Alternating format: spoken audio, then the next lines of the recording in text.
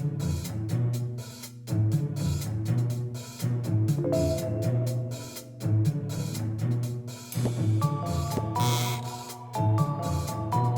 time? Tea time.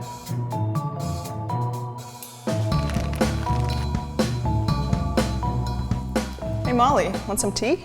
Heck yeah. Thank All you. right. Okay, let's see what we got here. What about that other stuff? Oh, that? Yeah. That's just packaging. Trust me, this is better. You were asking me the other day about design and trust, and what you're calling packaging is actually really important in creating a trustworthy impression. When you make something that you want other people to trust, you need to pay attention to the first impression that it's gonna leave on them. Yes, but also, I mean, that's very superficial, right? It doesn't actually tell you if the thing inside is good. Think of the last time you had a first date or a job interview. I bet you paid a lot of attention to superficial things like what you were gonna wear.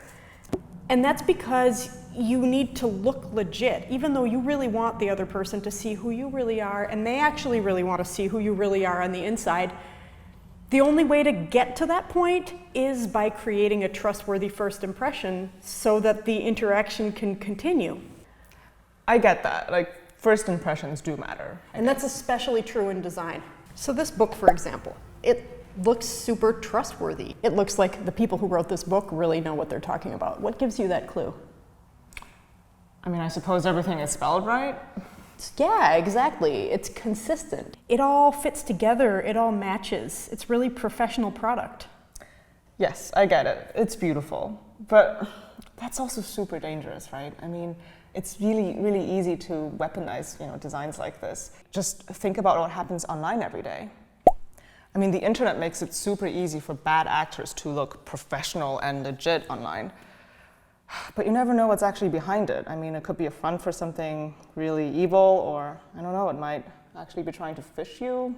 And you can even end up with the reverse problem, where something that is really trustworthy and legit doesn't look that way because the design isn't particularly consistent, systematic, or professional.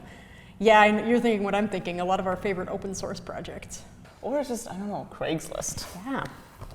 Okay, so I guess what frustrates me about this conversation is that 90% of the time we are only talking about this superficial level and how we can create a trustworthy impression without maybe paying a lot of attention to whether the product itself is worthy of that trust. Yeah, I guess it's more about, looking good to be able to compete with others, but then you actually have to be good.